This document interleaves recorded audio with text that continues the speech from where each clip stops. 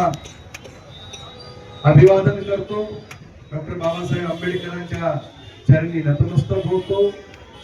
सर्व संत क्रांतिवीरांना नतमस्तक होऊन खऱ्या अर्थानं देशातले नव्हे तर विश्वातले एकमेव नेता या देशाचे पंतप्रधान नरेंद्र मोदीजी यांनी जो देश परिवर्तन आणि हा देश जो हिंदू हित की बात करेगा वही देश पे राज करेगा ही भूमिका घेऊन जो यज्ञ चालू केला त्या यज्ञाला घेऊन अनेक राज्य खऱ्या अर्थानं भारतीय जनता पार्टीच्या कमळाच्या प्रभावाने जिंकून आज आपण या महाराष्ट्र राज्यातील नगरपंचायती नगर परिषदा यांच्या ठिकाणी वाड्या तांड्यावर जाऊन कमळाचं चिन्ह फुलवण्याचं काम सर्व नागरिकांनी केलं. आणि खऱ्या अर्थानं आता छत्रपती संभाजीनगर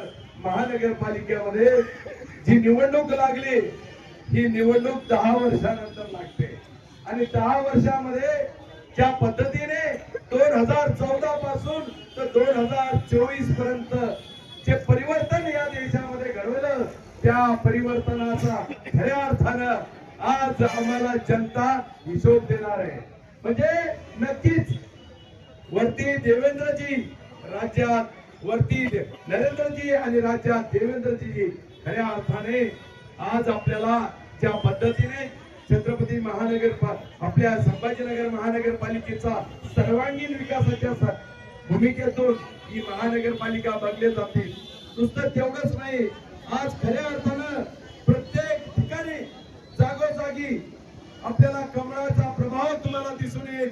निश्चितपणे जे काम केलं जे 500 वर्षापासून आपण जे स्वप्न पाहत होतो आपले खापर पंजोबा असो त्यांचे खापर पंजो जे स्वप्न पाहत होते राम मंदिराचं त्याची पूर्ती करण्याचं काम भारतीय जनता पार्टीने केलं.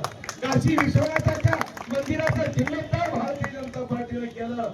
जो काश्मीर हमारा है ही खऱ्या अर्थानं घोषणा देऊन या काश्मीर करता समर्पित होणारे खऱ्या अर्थानं जे आमचे श्यामाप्रसाद मुखर्जी आहे त्या श्यामाप्रसाद मुखर्जींना आदरांजली वाहिली 370 कलम रद्द करून आणि तो काश्मीर खऱ्या अर्थानं एकमुखी या हिंदुस्थानाचा भाग करून दाखवला. आणि ज्या लाल चौकात तिरंगा झेंड्यासाठी आम्ही गेलो होतो तिथं आता सन्मानानं तिरंगा झेंडा त्या चौकात फडकवण्याचं काम आपण करतोय.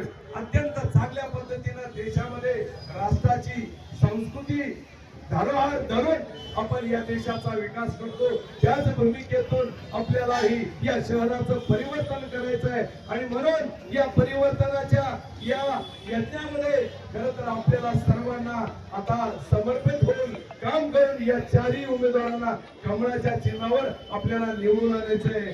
निश्चितच खरं तर आज मी सुरुवात भाऊ मी काही बऱ्याच जणांचे नाव नाही घेतले परंतु सर्व सन्माननीय व्यासपीठ कारण डॉक्टर साहेबांना आपली सगळ्यांचे नाव घेणार आहेत आणि त्याच्यामुळे मी कार्यकर्ता म्हणून सगळ्यांना माझं सन्माननीय व्यासपीठ आणि त्यांच्या आशीर्वादामुळे विधानसभा जिंकली असे सर्व माझे नागरिक माता बंधू भगिनींनो निश्चितपणे येणाऱ्या काळामध्ये जे या छत्रपती संभाजीनगरचं परिवर्तन करायचं आहे त्या परिवर्तनाची भूमिका घेऊन कमळ आपल्याकडे आलेले आहे. व्यक्ती म्हणून ही लढाई नाहीये ही खरं तर विचाराची कमळाची लढाई आहे. खरं तर या छत्रपती संभाजीनगरच्या विकसित आणि संरक्षित छत्रपती संभाजीनगरची लढाई आहे आणि त्या भूमिकेसाठी हे कमळ आपल्याला खऱ्या अर्थानं निवडून आणायचं आहे. आणि म्हणूनच यापुढे सुद्धा काही गोष्टी चालू आहे या शहरामध्ये. आज माझी मित्र आले सुहासजी अविनाशजी अमोल अनिल बोलकरजी खऱ्या अर्थानं ही माणसं त्यांच्या डोळ्यानं हिंदुत्वाचं पतन बघताय आणि ते पतन बघून ते भारतीय जनता पार्टीमध्ये आले की काय चाललंय. शेवटी अरे त्या बाळासाहेबांच्या आत्म्याला किती दुःख होत असेल की ज्यावेळेस रशीद बाबू दंगल करणारा मी पण होतो अविनाश कुमारजी त्या सिल्लीखान्यामध्ये अजून आपलं शहर सुरक्षित नाहीये. तुम्हाला वाटतं का शहर सुरक्षित आहे?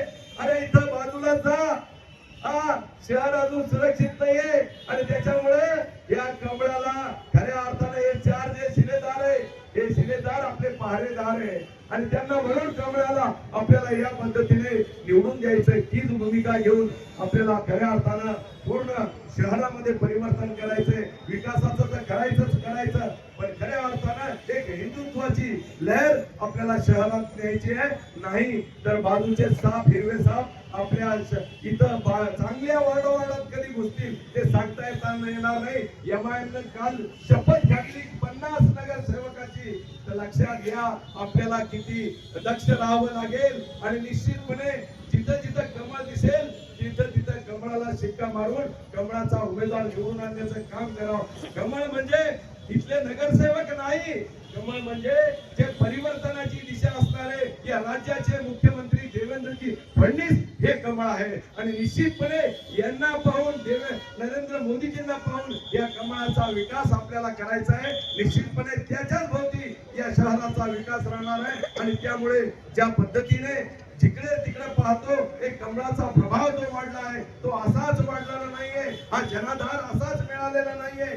ज्या वेळेस खऱ्या अर्थानं 50 वर्षापासून लढाई आहे या 50 वर्षामध्ये असंख्य कार्यकर्त्यांनी रस्त्यावर येऊन या लोकांचा या कमळाच्या भारतीय जनता पार्टीचा जनाधाराचा विचार खऱ्या अर्थानं रुजवला आणि तीही मंडळी आज खऱ्या अर्थानं रिंगणात उतरली आणि त्यामुळे तुमचं काम आहे त्या सर्व उमेदवारांना आपण निवडून देण्यात यावं. आपण निश्चित आहे बरेच पक्ष आता आज बाजारात आलेले पण लक्षात घ्या कुणी म्हणत असेल तरी कमळाशिवाय पर्याय नाही. तुम्हाला माहितीये शेवटी या राज्याचा कॅप्टन कोण आहे?